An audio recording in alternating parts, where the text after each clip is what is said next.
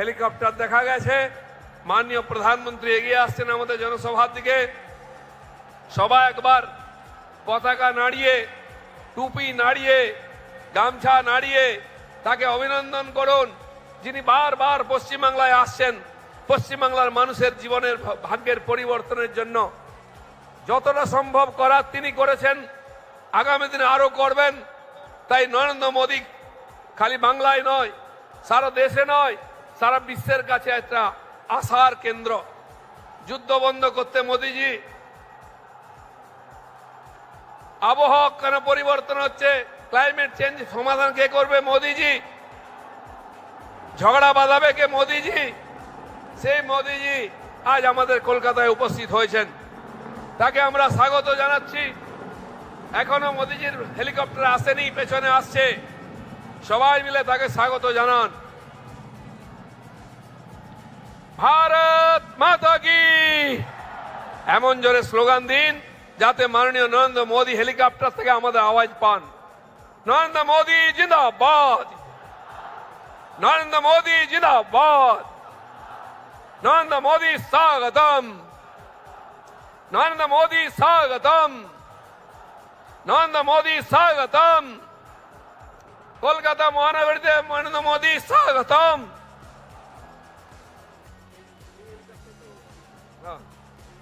এই মাঝখানে হেলিকপ্টারে সম্ভবত মাননীয় প্রধানমন্ত্রী আছেন। একবার জোরে আওয়াজ দিন, ভারত মাতা কি। মাননীয় প্রধানমন্ত্রী আমাদের মাথার উপর দিয়ে এগিয়ে যাচ্ছেন রেসকোর্সের দিকে। জোরে পতাকা নাড়িয়ে, টুপি নাড়িয়ে, গামছা নাড়িয়ে স্বাগত করুন। ভারত মাতা কি, বন্দে মাতরম, নরেন্দ্র মোদী স্বাগতম, নরেন্দ্র মোদী স্বাগতম, বিশ্ববরণ্য নেতা নরেন্দ্র মোদী স্বাগতম, ভারতের প্রধানমন্ত্রী নরেন্দ্র মোদী স্বাগতম। পশ্চিমবাংলার মানুষ আজ হৃদয় দিয়ে মাননীয় নরেন্দ্র মোদীকে স্বাগত করছে। ভারত মাতা কি, বন্দে মাতরম। পাল্টানো দরকার। মহিলাদের যে লোন তা লুট করেছে, ছাত্রদের স্টাইপেন্ডের টাকা লুট করেছে, আর শেষে চাকরি লুট করলো। এই লুটের সরকার, এই ধর্নার সরকার, এই চোরে ডাকাতদের সরকার, এর বিদায় দিতে হবে। তাই আমরা সংকল্প সভা আর সংকল্প যাত্রা করেছি। মাননীয় প্রধানমন্ত্রী এসে গেছেন, কিছুক্ষণের মধ্যে পৌঁছবেন। তিনি গত 2-3 মাস ধরে আসছেন। তিনি একটা আহ্বান করেছেন, পশ্চিমবঙ্গকে একবার বিজেপির হাতে তুলে দিন, আমাদের হাতে তুলে দিন, ডাবল ইঞ্জিন সরকার করে দিন। আমরা পশ্চিমবাংলায় এমন পরিবর্তন করব যেটা আপনি স্বপ্ন দেখছেন। সেই পরিবর্তন এরকম হবে। আর পরিবর্তন মানে আপনার ছেলে বাড়ি ছেড়ে গুজরাট মহারাষ্ট্রে চাকরি করতে যাবে না। পশ্চিমবাংলার 50 লক্ষ যুবক বুড়ো বাবা মাকে ছেড়ে, ছেলে বউকে ছেড়ে, আত্মীয় স্বজন ছেড়ে পশ্চিম ভারতে চাকরি করছে। পুজোর সময় বাড়ি আসতে পারে না, ঈদের সময় মহরমের সময় বাড়ি আসতে পারে না, দীপাবলি দোলের সময় বাড়ি আসতে পারে না। সঙ্গে সঙ্গে এখানকার বয়স্ক মানুষ যারা চিকিৎসার জন্য দক্ষিণ বাংলায়, দক্ষিণ ভারতে যান, তারাও যেতে আসতে পারেন না। তাই প্রধানমন্ত্রী দেখলেন, যতক্ষণ না আমরা ক্ষমতায় আসছি পশ্চিম বাংলার মানুষের জীবনের যতটা সুরাহা করা যায়।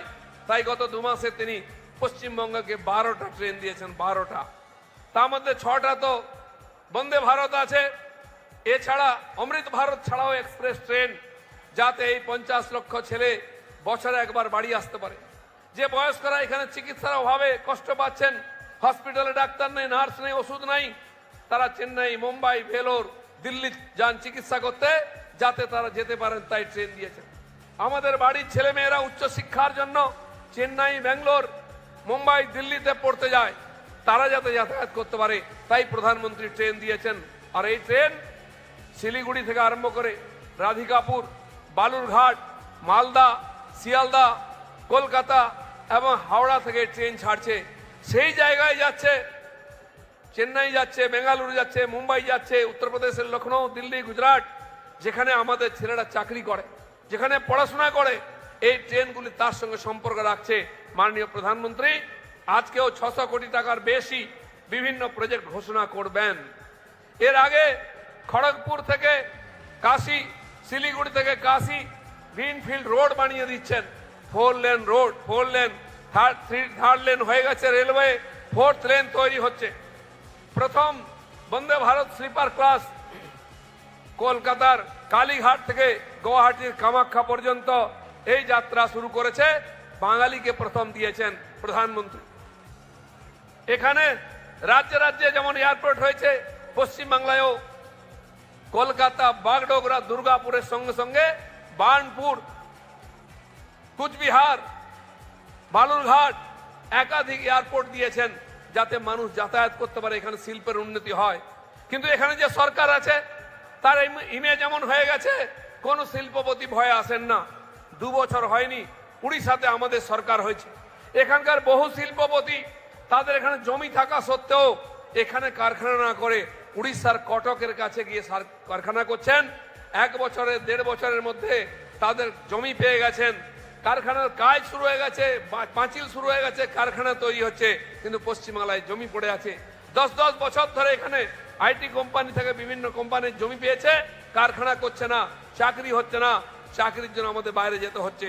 তাই এই সরকার যতদিন থাকবে গরিব মানুষের জীবনের উন্নতি হবে না, চাকরি হবে না, যাতায়াত ব্যবস্থা সুবিধা হবে না, আইন শৃঙ্খলা ঠিক হবে না, শিক্ষা ব্যবস্থা ঠিক হবে না, স্বাস্থ্য ব্যবস্থা ঠিক হবে না। তাই এর যদি পরিবর্তন করতে হয় এই সরকারকে সরাতে হবে, তাহলে বাংলার মানুষের জীবনে পরিবর্তন হবে। দেখুন গ্রামগঞ্জে মাননীয় প্রধানমন্ত্রী এখানকার গরিব মানুষের জন্য আবাস যোজনার বাড়ি দিচ্ছেন, শৌচালয় দিচ্ছেন, জল দিচ্ছেন, গ্যাস দিচ্ছেন, বাচ্চাদের মিড ডে মিল দিচ্ছেন, কিন্তু সব চুরি হয়ে যাচ্ছে। এর দ্বারা কে ক্ষতিগ্রস্ত হয়েছে? এখানে গ্রামগঞ্জের বহু মানুষ এসছেন যারা আমাদের ওইখানে থাকেন, জঙ্গলমহল থেকে উত্তর বাংলা, গরিব থেকে গরিব। এই 80 বছরে ব্রিটিশ আমলের পর থেকে উন্নতি হয়নি, বাড়ির সামনে জল নাই, মাথায় ছাদ নাই। তাই প্রধানমন্ত্রী তাদের জন্য এই ব্যবস্থা করেছেন, কিন্তু লুট হয়ে যাচ্ছে।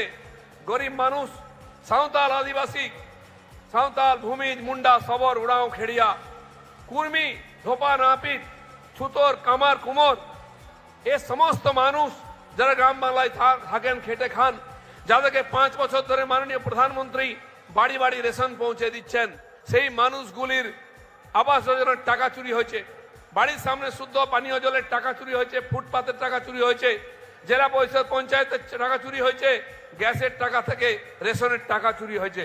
এই চুরি বন্ধ করতে হলে এখানে পরিবর্তন করতে হবে। সেই জন্য আজকে পরিবর্তন সভা মাননীয় প্রধানমন্ত্রী সেই আহ্বান করেছেন। এখানকার মানুষের জীবনে কোনো সুরক্ষা নেই। 60 থেকে 70 বছরের কোনো মহিলা বাড়ির বাইরে গেলে সে সুরক্ষিত থাকে না।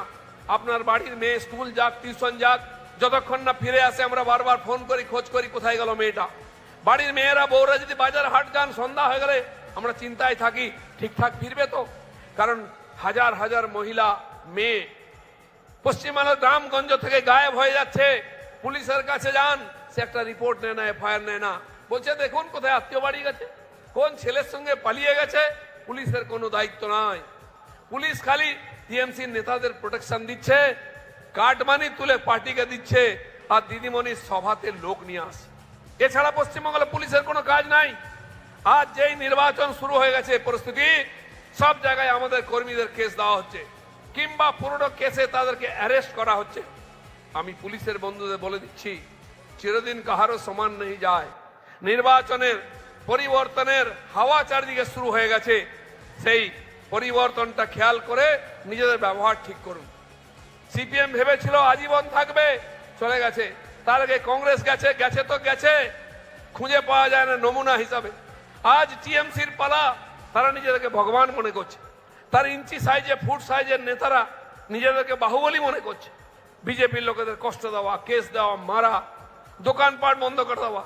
21 সালে দোকান বন্ধ করেছে, আমাদের এখনো খোলেনি, 5 বছর হয়ে গেল। পুলিশ বলছে দেখছি, দেখবো।